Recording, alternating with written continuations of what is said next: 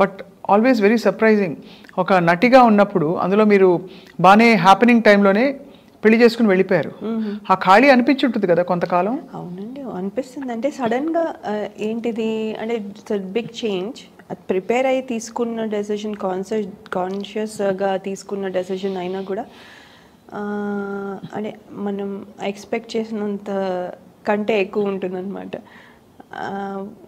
అంటే నేను ఇప్పుడు ఏంటి కొన్నిసార్లు అనిపిస్తుంది, ఓకే ఐఎమ్ హోమ్ మేకర్ అయి ఉండొచ్చు, it's not bad thing, but అది ఒకటే చేయడం నాకు అలా ఒకటే చేయాలనుకుంటే చిన్నప్పటి నుంచి ఇంత కష్టపడి ఇవన్నీ నేర్చుకొని ఇవన్నీ చేయాల్సిన అవసరం లేదు. I always wanted to be something. అదే అది మిస్ అయిపోతారు అక్కడ. ఎస్, అది ఏంటి now I have to figure that out.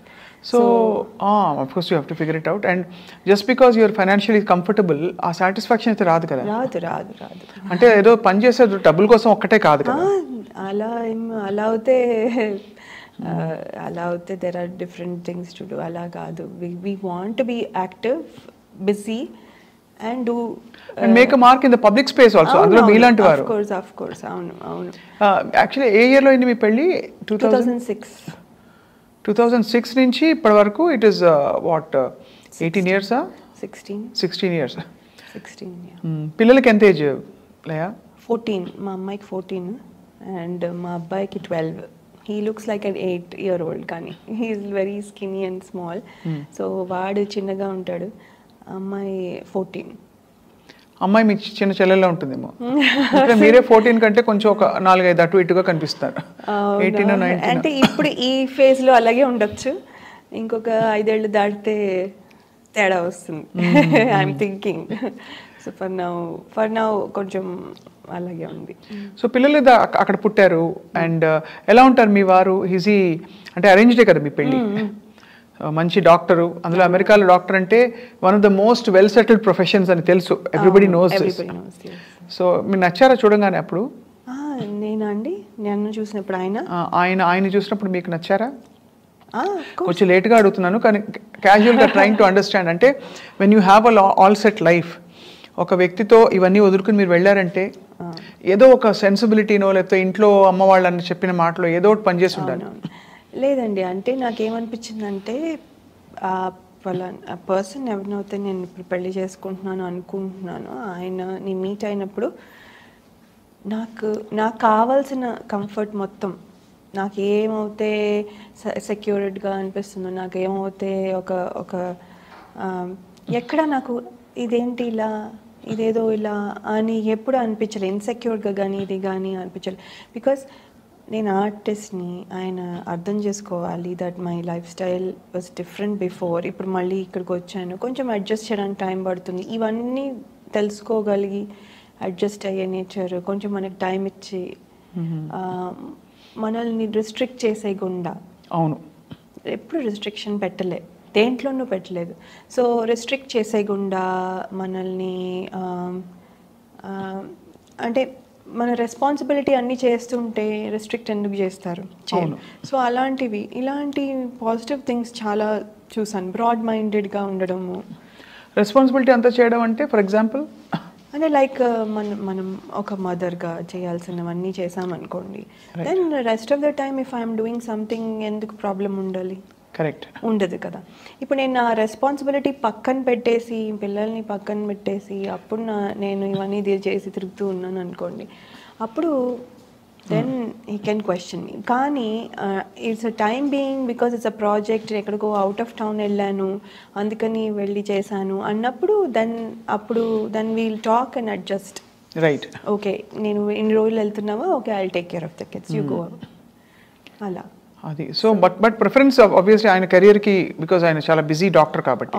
Career ఆయనది, he's the number 1 doctor in that area.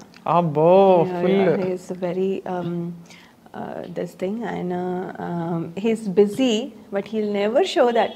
ఆయన చూస్తే డాక్టర్ లాగానే అనిపించారు. He'll come and be like, okay వచ్చేసాను నేను, ఇస్ దర్ ఎనీ ప్లాన్, ఏదైనా రీల్ తీయాలా, ఏదైనా ఫొటోస్ షూట్ ఉందా, హీల్ ఆస్క్ మీ. ఓ లేదా, ఓకే అయితే రిలాక్స్ అయిపోవచ్చా, ఓకే. అంటే హీఈస్ సో ఇన్వాల్వ్డ్. నేను చేసేది కూడా ఆయనకి ఇంపార్టెంటే.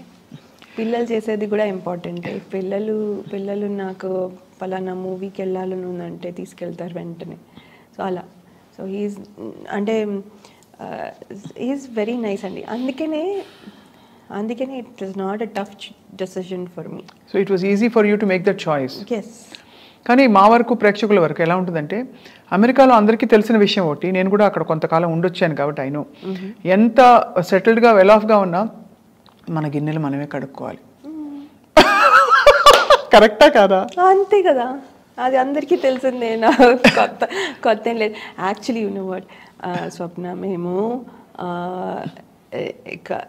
దిగాను ఫ్లైట్, దాని కస్టమ్స్ దగ్గర నించున్నాను. అండ్ దెన్ వాళ్ళు ఫింగర్ ప్రింటింగ్కి పెట్టమంటే ఫింగర్ ప్రింటింగ్కి పెడుతున్నాను, అదేమో డ్రైగా ఉంది నా హ్యాండ్స్. సో ఫింగర్ ప్రింటింగ్ సరిగా క్యాప్చర్ చేయట్లేదు. అది ఇదంతా 2006లో. ఇది ఇప్పుడు జస్ట్ నేను 2 weeks బ్యాక్ వచ్చాను కదా అప్పుడు.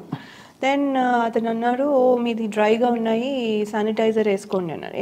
వేసుకుని మళ్ళీ పెడితే చాలాసేపు అలా కుస్తీ పడిన తర్వాత ఫైనలీ 15 minutes తర్వాత అది అయిన తర్వాత అతను, ఎందుకు మీ హ్యాండ్స్ అంత డ్రైగా ఉన్నాయి అన్న. ఏమో అండి డ్రైగా ఉంటాయి నా హ్యాండ్స్ అంటే.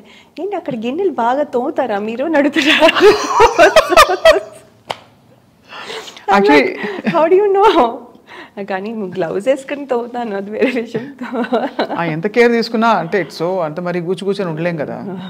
ఇంటి పని అన్నప్పుడు you have to obviously, and మన ఇల్లు అన్నప్పుడు ఉంటుంది. బట్ అంటే I'm just thinking about, because dance ముద్రలు పెట్టి మంచి హీరోయిన్గా నెయిల్ పాలిష్ వేయి, ఇంకా పెడిక్యూర్ చేయి, ఆ ప్లేస్ నుంచి మనం ఎంత ఇష్టపడి వెళ్ళినా you went to a place of a lot of work, physical work. Probably ఇంత పబ్లిక్ అప్లాజ్ ఉండదు అక్కడ ఆ స్పేస్లో. ఇంటికి మీరు పరిమితం అయిపోతారు, అందరూ చేసేస్తున్నారు, మనం అయ్యో ఆగిపోయామనే ఫీలింగ్ ఉంటుంది. వీటన్నిటిని ఎలా డీల్ చేస్తారు లయ? ఇట్స్ డిఫికల్ట్ అండి. ఇట్స్ బిగినింగ్లో చాలా డిఫికల్ట్గా ఉండేది, తర్వాత ఇంకా అలవాటు అయిపోయింది. తర్వాత ఒక రకంగా నాకు ఆ ఇండిపెండెంట్గా ఉండడం ఎంజాయ్ చేస్తున్నా.